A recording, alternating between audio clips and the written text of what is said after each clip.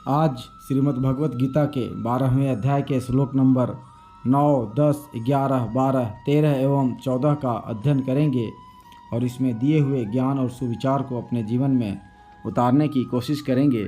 तो देखते हैं 9वें श्लोक में क्या दिया हुआ है। यहाँ यह जिज्ञासा हो सकती है कि यदि मैं उपर्युक्त प्रकार से आप में मन बुद्धि न लगा सकूं तो मुझे क्या करना चाहिए। इस पर भगवान कहते हैं, अथ चितम समाधातुम न शक्नोषि मयि स्थिरम अभ्यास योगेन ततः माम इच्छ आप तुम धनंजय। अर्थात यदि तू मन को मुझ में अचल स्थापन करने के लिए समर्थ नहीं है तो हे अर्जुन, अभ्यास रूप योग के द्वारा मुझको प्राप्त होने के लिए इच्छा कर। यहाँ इस श्लोक का क्या भाव है। भगवान अर्जुन को निमित्त बनाकर समस्त जगत के हितार्थ उपदेश कर रहे हैं। संसार में सब साधकों की प्रकृति एक सी नहीं होती, इसी कारण सबके लिए एक साधन उपयोगी नहीं हो सकता। विभिन्न प्रकृति के मनुष्यों के लिए भिन्न भिन्न प्रकार के साधन ही उपयुक्त होते हैं। अतएव भगवान इस श्लोक में कहते हैं कि यदि तुम उपर्युक्त प्रकार से मुझमें मन और बुद्धि के स्थिर स्थापन करने में अपने को असमर्थ समझते हो तो तुम्हें अभ्यास योग के द्वारा मेरी प्राप्ति की इच्छा करनी चाहिए। आगे जानते हैं अभ्यास योग किसे कहते हैं और उसके द्वारा भगवत प्राप्ति के लिए इच्छा करना क्या है।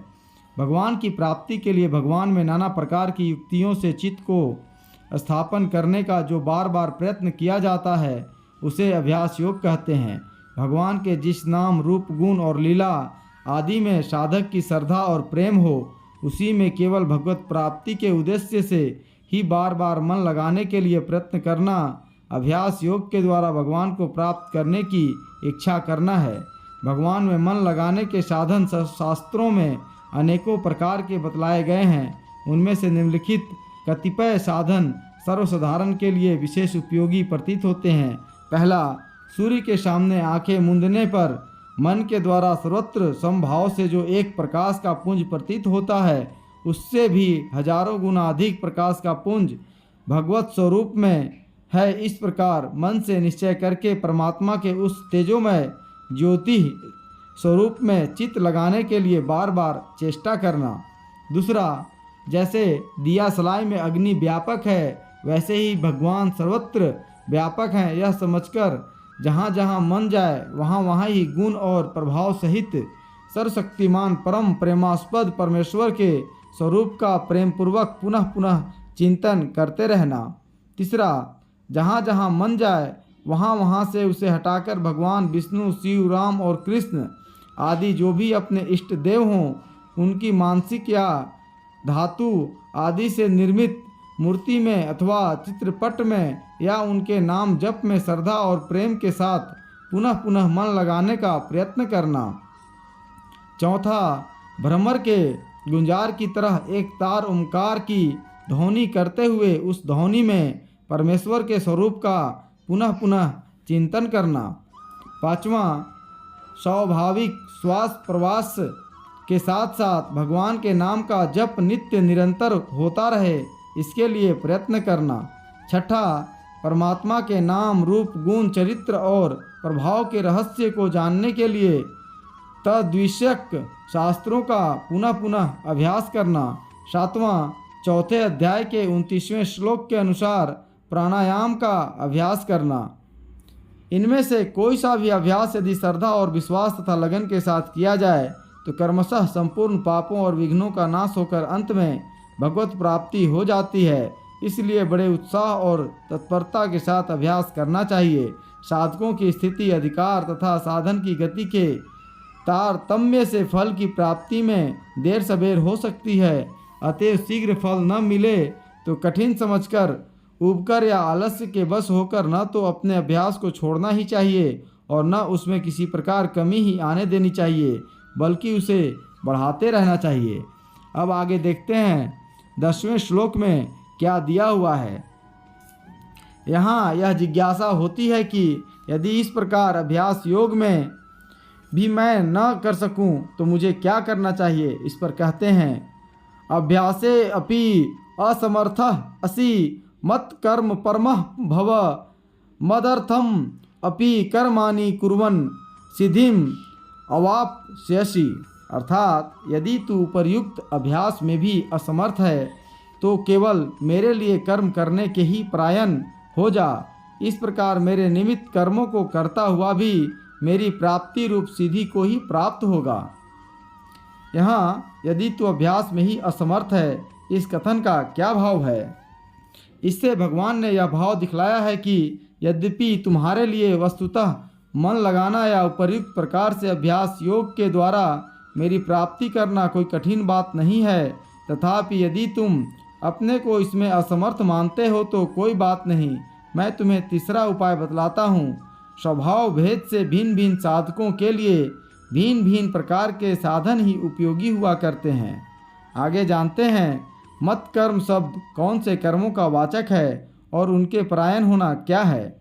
यहाँ मत कर्म शब्द उन कर्मों का वाचक है जो केवल भगवान के लिए ही होते हैं या भगवत सेवा पूजा अभिषेक होते हैं, तथा जिन कर्मों में अपना जरा भी स्वार्थ, ममत्व और आसक्ति आदि का संबंध नहीं होता। 11वें अध्याय के अंतिम श्लोक में भी मत कर्म कृत पद में मत कर्म शब्द आया है, वहाँ भी इसकी व्याख्या की गई है।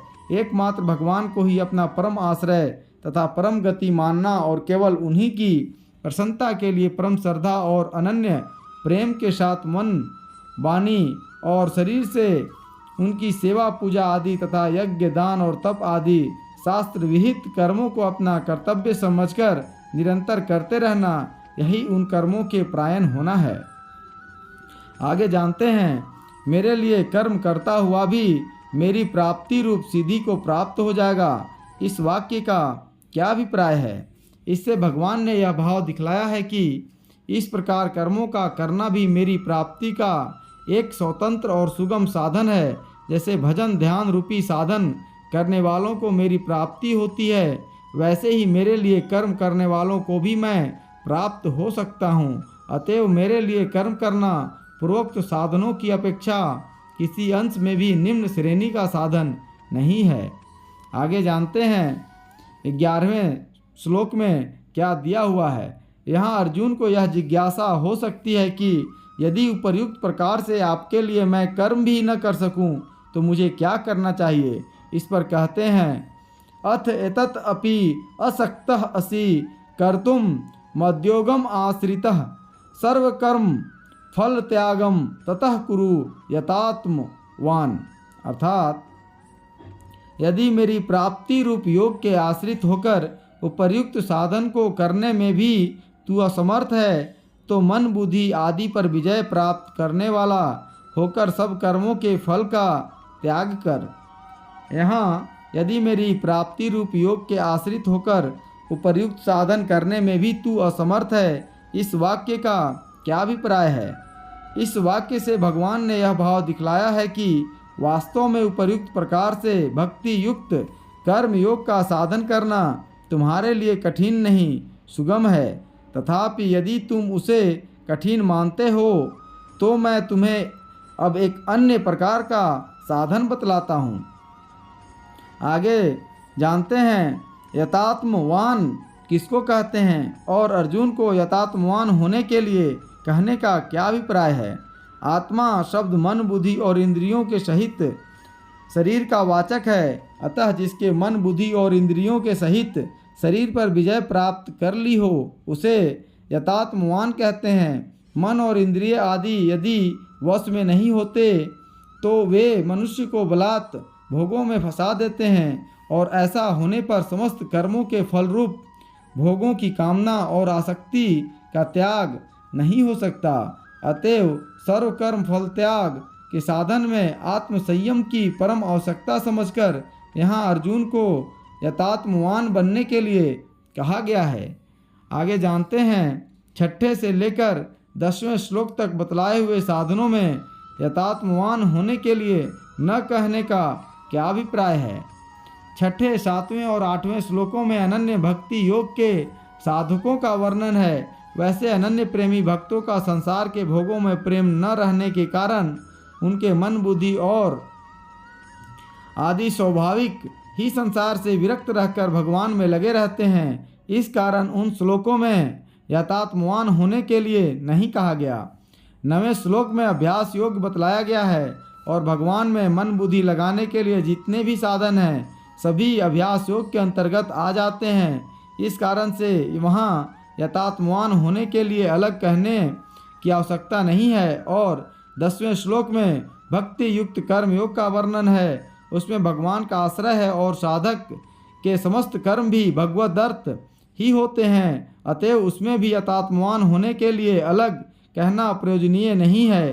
परंतु इस श्लोक में जो सर्व कर्म फल त्याग रूप कर्म योग का साधन बतलाया गया है, इसमें मन बुद्धि को वश में रखे बिना काम नहीं चल सकता, क्योंकि वर्णाश्रमोचित समस्त व्यवहारिक कर्म करते हुए यदि मन बुद्धि और इंद्रियां वश में न हो तो उनकी भोगों में ममता आसक्ति और कामना हो जाना बहुत ही सहज है। और ऐसा होने पर सर्व कर्म फल त्याग रूप साधन बन नहीं सकता। इसीलिए यहाँ यथात्मवान पद का प्रयोग करके मन बुद्धि आदि को वश में रखने के लिए विशेष सावधान किया गया है।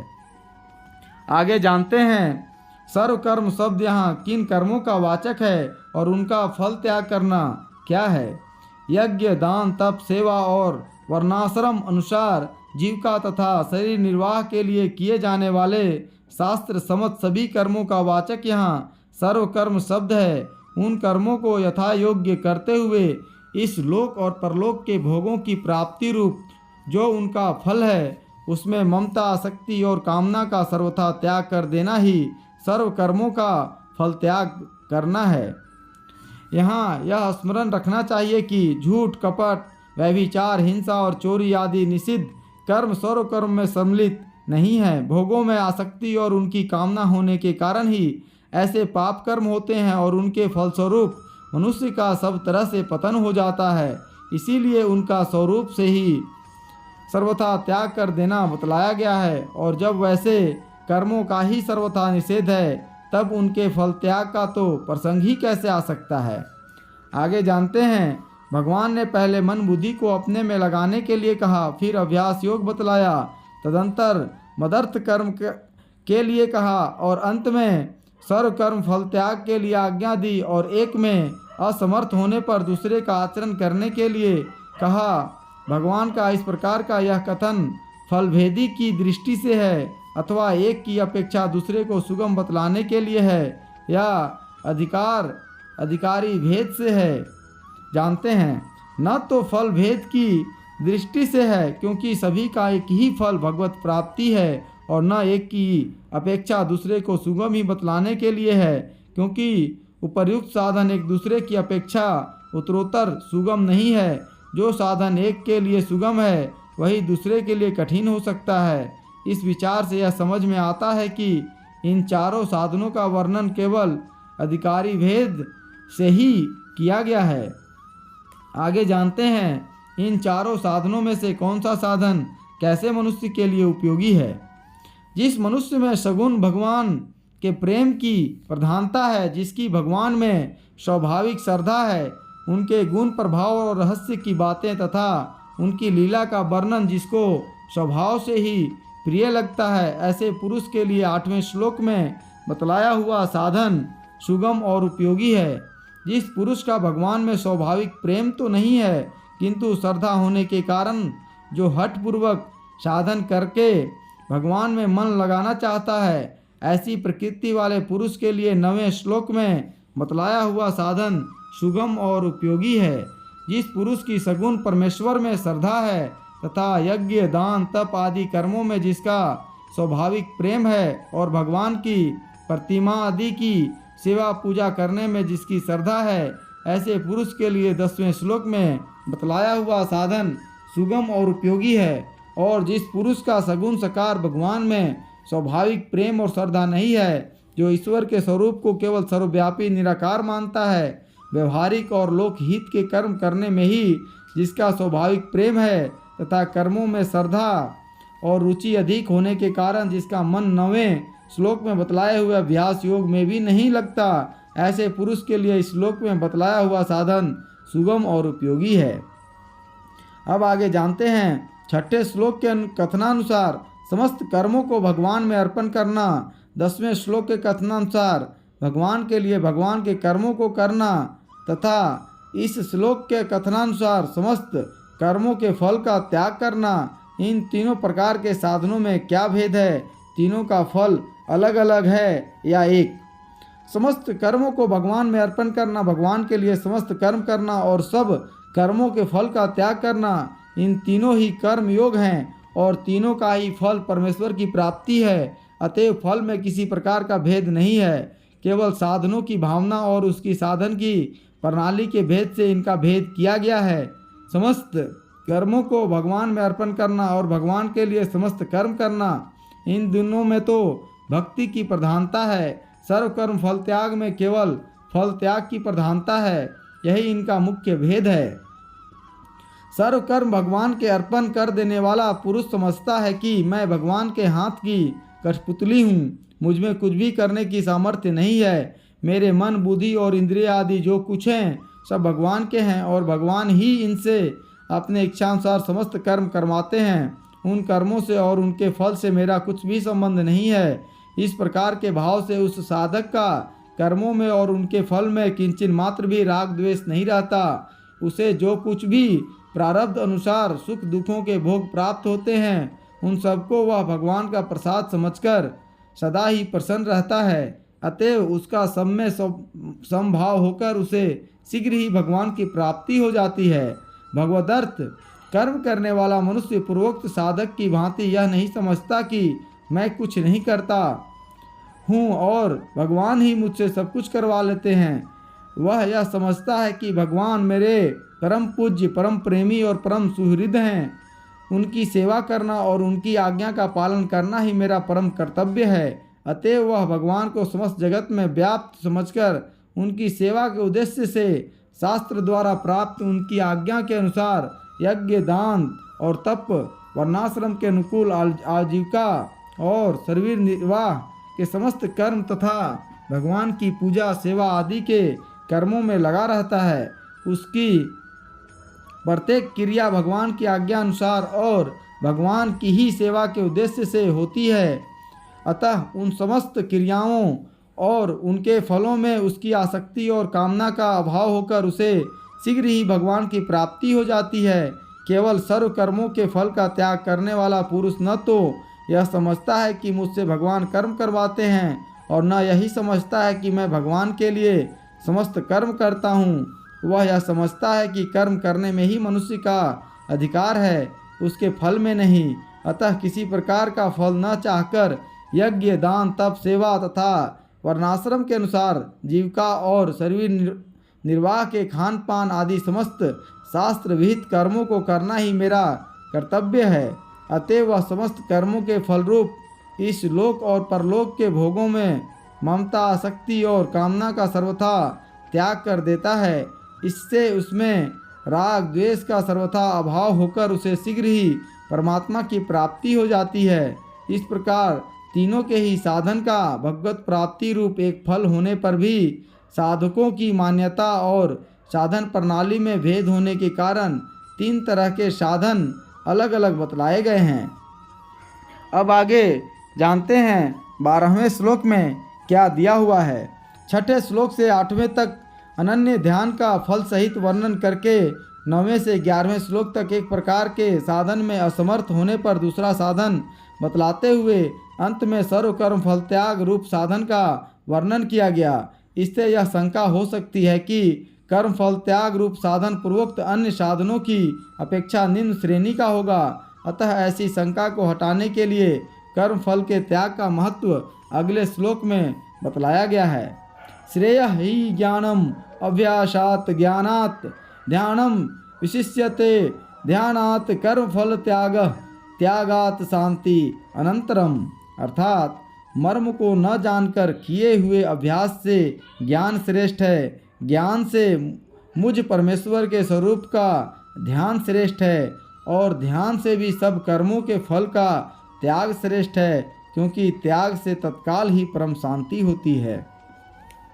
यहाँ अभ्यास शब्द किसका वाचक है और ज्ञान शब्द किसका, तथा अभ्यास की अपेक्षा ज्ञान को श्रेष्ठ बतलाने का क्या अभिप्राय है।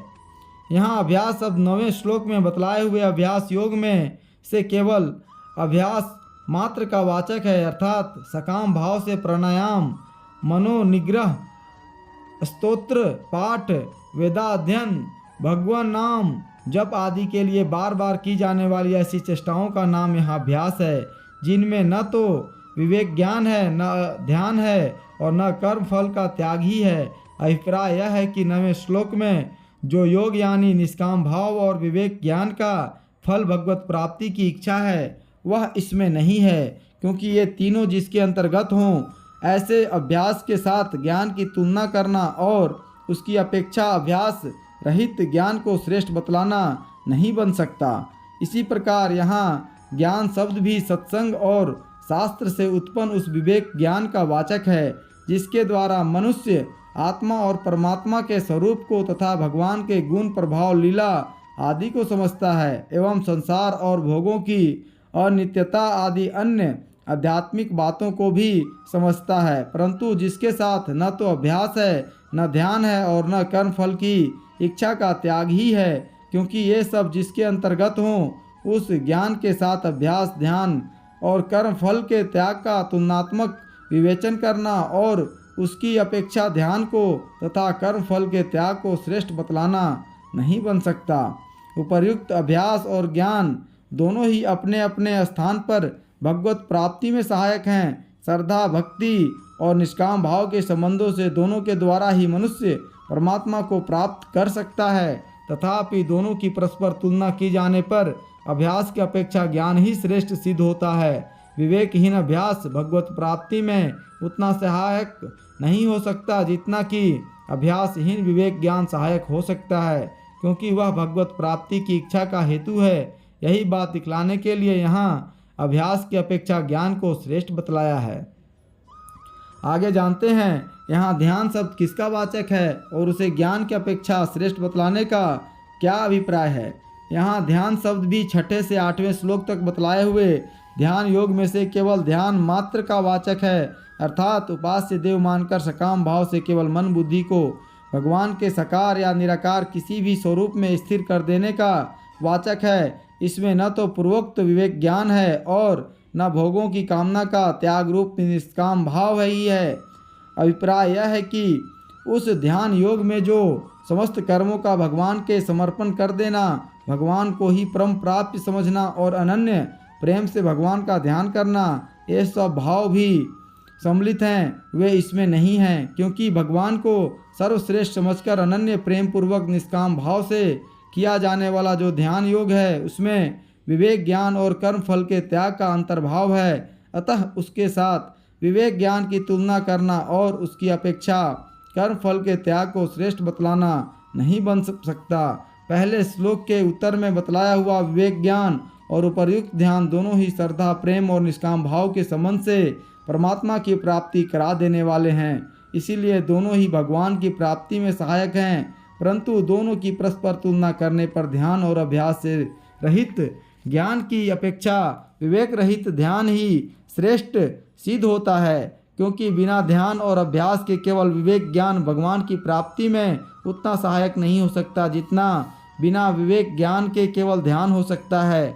ध्यान द्वारा चित्त स्थिर होने पर चित्त की मलिनता और चंचलता का नाश होता है, परंतु केवल जानकारी से वैसा नहीं होता। यही भाव दिखलाने के लिए ज्ञान से ध्यान को श्रेष्ठ बतलाया गया है।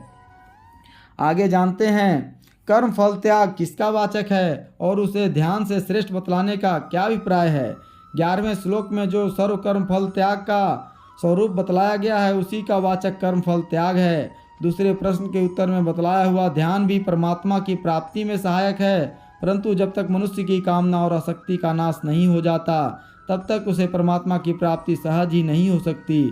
अतः फलासक्ति के त्याग से रहित ध्यान परमात्मा की प्राप्ति में उतना लाभप्रद नहीं हो सकता जितना कि बिना ध्यान के भी समस्त कर्मों में फल और आसक्ति का त्याग हो सकता है। आगे जानते हैं त्याग से तत्काल शांति मिल जाती है। इस कथन का क्या भाव है। इस कथन से भगवान ने यह भाव दिखलाया है कि कर्म फल रूप इस लोक और परलोक के समस्त भोगों में ममता, आसक्ति और कामना का सर्वथा त्याग होने से मनुष्य को तत्काल ही परमेश्वर की प्राप्ति हो जाती है। फिर विलंब का कोई भी कारण नहीं रह जाता, क्योंकि विषयासक्ति ही मनुष्य को बांधने वाली है। इसका नाश होने के बाद भगवान उससे छिपे नहीं रह सकते। इस श्लोक में अभ्यास योग, ज्ञान योग, ध्यान योग और कर्म योग का तुलनात्मक विवेचन नहीं है, क्योंकि उन सभी साधनों में कर्म फल स्वरूप भोगों की आसक्ति का त्याग रूप निष्काम भाव अंतर्गत है, अतः उनका तुलनात्मक विवेचन नहीं हो सकता। यहाँ तो कर्म फल के त्याग का महत्व दिखलाने के लिए अभ्यास, ज्ञान और ध्यान रूप साधन, जो कि संसार के झंझटों से अलग रहकर किए जाते हैं और क्रिया की दृष्टि से एक की अपेक्षा दूसरा क्रम से सात्विक और निवृत्ति परक होने के नाते श्रेष्ठ भी हैं, उनकी अपेक्षा कर्म फल के त्याग को भाव की प्रधानता के कारण श्रेष्ठ बतलाया गया है। अभिप्राय यह है कि आध्यात्मिक उन्नति में क्रिया की अपेक्षा भाव का ही अधिक महत्व है।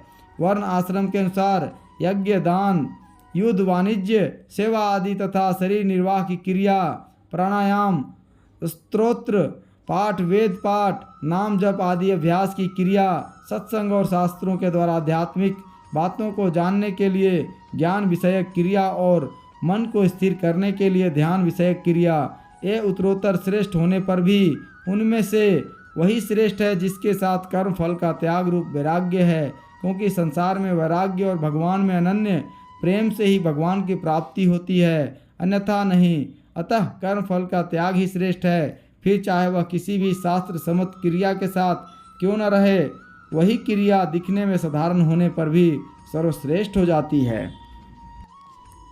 आगे देखते हैं 13वें और 14वें श्लोक में क्या दिया हुआ है। उपर्युक्त श्लोकों में भगवान की प्राप्ति के लिए भक्ति के अंगभुक्त अलग अलग साधन बतलाकर उनका फल परमेश्वर की प्राप्ति बतलाया गया। अतएव भगवान को प्राप्त हुए प्रेमी भक्तों के लक्षण जानने की इच्छा होने पर अब 7 श्लोकों में भगवत प्राप्त ज्ञानी भक्तों के लक्षण बतलाए जाते हैं। 13वें श्लोक जानते हैं। अद्वेष्टा सर्वभूतानां मैत्रः करुणः एव च निर्ममः निरहंकारः सम दुख सुख क्षमी। 14वां श्लोक।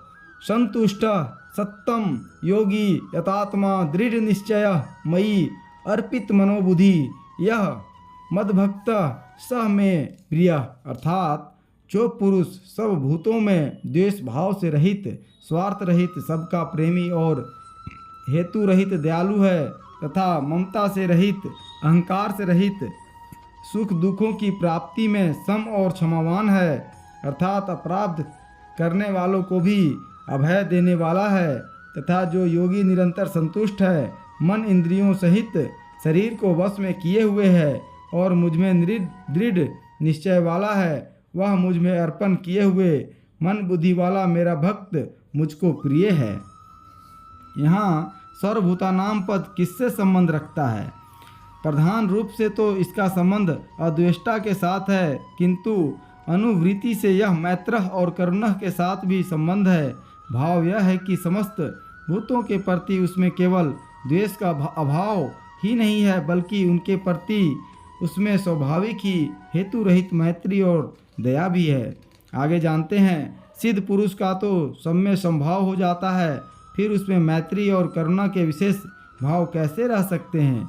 भक्ति के साधन में आरंभ से ही मैत्री और दया के भाव विशेष रूप से रहते हैं, इसलिए सीधा अवस्था में भी उसके स्वभाव और व्यवहार में वे सहज ही पाए जाते हैं। इसके अतिरिक्त जैसे भगवान में हेतु रहित अपार दया और प्रेम आदि रहते हैं, वैसे ही उनके सिद्ध भक्त में भी इनका रचना रहना उचित ही है। आगे जानते हैं। निर्ममः और निरहंकारः, इन दोनों लक्षणों का क्या अभिप्राय है? इन लक्षणों से यहाँ यह भाव दिखलाया गया है कि भगवान के ज्ञानी भक्त का सर्वत्र समभाव होता है, अतएव न तो उसकी किसी में ममता रहती है और न उसका अपने शरीर में अहंकार ही रहता है, तथापि बिना ही किसी प्रयोजन के वह समस्त भूतों से प्रेम रखता है और सब पर दया करता है, यही उसकी महत्ता है। भगवान का साधक भक्त भी दया और प्रेम तो कर सकता है, पर उसमें ममता और अहंकार का सर्वथा अभाव नहीं होता। आगे जानते हैं। सम दुख सुख इन पद में आए हुए सुख दुख शब्द हर्ष शोक के वाचक हैं या अन्य किसी के, और उनमें सम रहना क्या है? यहाँ सुख दुख हर्ष शोक के वाचक नहीं हैं, किंतु उनके हेतुओं के वाचक हैं तथा इनसे उत्पन्न होने वाले विकारों का नाम हर्ष शोक है। अज्ञानी मनुष्यों की सुख में आसक्ति होती है, इस कारण सुख की प्राप्ति में उनको हर्ष होता है और दुख में उनका द्वेष होता है, इसलिए उसकी प्राप्ति में उनको शोक होता है। पर ज्ञानी भक्त का सुख और दुख में समभाव हो जाने के कारण किसी भी अवस्था में उसके अंतःकरण में हर्ष शोक और आदि विकार नहीं होते। श्रुति में भी कहा है, हर्ष शोकौ जहाति, अर्थात ज्ञानी पुरुष हर्ष शोकों को सर्वथा त्याग देता है। प्रारब्ध भोग के अनुसार शरीर में रोग हो जाने पर उनको पीड़ा रूप दुख का तो बोध होता है और शरीर स्वस्थ रहने से उसमें पीड़ा के अभाव का बोध रूप सुख भी होता है, किंतु राग द्वेष का अभाव होने के कारण हर्ष और शोक उन्हें नहीं होते। इसी तरह किसी भी अनुकूल और प्रतिकूल पदार्थ या घटना के संयोग वियोग में किसी प्रकार से भी उनको हर्ष शोक नहीं होते। यही उनका सुख दुख में सम रहना है। आगे जानते हैं क्षमावान किसे कहते हैं और ज्ञानी भक्तों को क्षमावान क्यों बतलाया गया है। अपना अपकार करने वाले को किसी प्रकार का दंड देने की इच्छा न रखकर उसे अभय देने वाले को क्षमावान कहते हैं। भगवान के ज्ञानी भक्तों में क्षमा भाव भी असीम रहता है। उनकी सब में भगवत बुद्धि हो जाने के कारण वे किसी भी घटना को वास्तव में किसी का अपराध ही नहीं समझते, अतएव वे अपना अपराध करने वाले को भी बदले में किसी प्रकार का दंड नहीं देना चाहते। यही भाव दिखलाने के लिए उनको क्षमावान बतलाया गया है। क्षमा की व्याख्या 10वें अध्याय के 4 श्लोक में विस्तार से की गई है। आगे जानते हैं यहाँ योगी पद किसका वाचक है और उसका निरंतर संतुष्ट रहना क्या है। भक्ति के योग का भगवान को प्राप्त हुए ज्ञानी भक्त का वाचक यहाँ योगी पद है। ऐसा भक्त परमानंद के अक्षय और अनंत भंडार श्री भगवान को प्रत्यक्ष कर लेता है। इस कारण वह सदा ही संतुष्ट रहता है। उसे किसी समय किसी भी अवस्था में संसार की किसी भी वस्तु के अभाव में असंतोष का अनुभव नहीं होता। वह पूर्व काम हो जाता है, अतएव संसार की किसी भी घटना से उसके संतोष का अभाव नहीं होता। यही उसका निरंतर संतुष्ट रहना है। संसारी मनुष्यों को जो संतोष होता है वह क्षणिक होता है। जिस कामना की पूर्ति से उनको संतोष होता है उसकी कमी होते ही पुनः असंतोष उत्पन्न हो जाता है, इसीलिए वे सदा संतुष्ट नहीं रह सकते। आगे जानते हैं यथात्मा का क्या अर्थ है, इसका प्रयोग किस लिए किया गया है।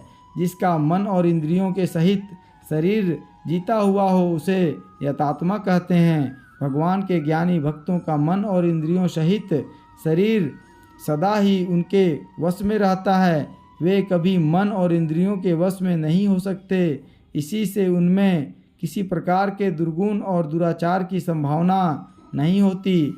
यही भाव दिखलाने के लिए इसका प्रयोग किया गया है। आगे जानते हैं दृढ़ निश्चय पद किसका वाचक है। जिसने बुद्धि के द्वारा परमेश्वर के स्वरूप का भली भांति निश्चय कर लिया है, जिससे सर्वत्र भगवान का प्रत्यक्ष अनुभव होता है तथा जिसकी बुद्धि गुण कर्म और दुख आदि के कारण परमात्मा के स्वरूप से कभी किसी प्रकार विचलित नहीं हो सकती, उसको दृढ़ निश्चय कहते हैं। आगे जानते हैं भगवान में मन बुद्धि का अर्पण करना क्या है। नित्य निरंतर मन से भगवान के स्वरूप का चिंतन और बुद्धि से उसका निश्चय करते करते मन और बुद्धि का भगवान के स्वरूप में सदा के लिए तन्मय हो जाना ही उनको भगवान में अर्पण करना है। आगे जानते हैं वह मेरा भक्त मुझे प्रिय है, इस कथन का क्या तात्पर्य है। जिसका भगवान में अहेतुक और अनन्य प्रेम है, जिसकी भगवान के स्वरूप में अटल स्थिति है, जिसका कभी भगवान से वियोग नहीं होता, जिसके मन बुद्धि भगवान के अर्पित हैं, भगवान ही जिसके जीवन धन प्राण एवं सर्वस्व हैं, जो भगवान के ही हाथ की कठपुतली हैं, ऐसे ज्ञानी भक्त को भगवान अपना प्रिय बतलाते हैं। इस प्रकार 14वां श्लोक समाप्त हुआ। आज के लिए इतना ही, फिर मिलेंगे अगले श्लोक में। धन्यवाद।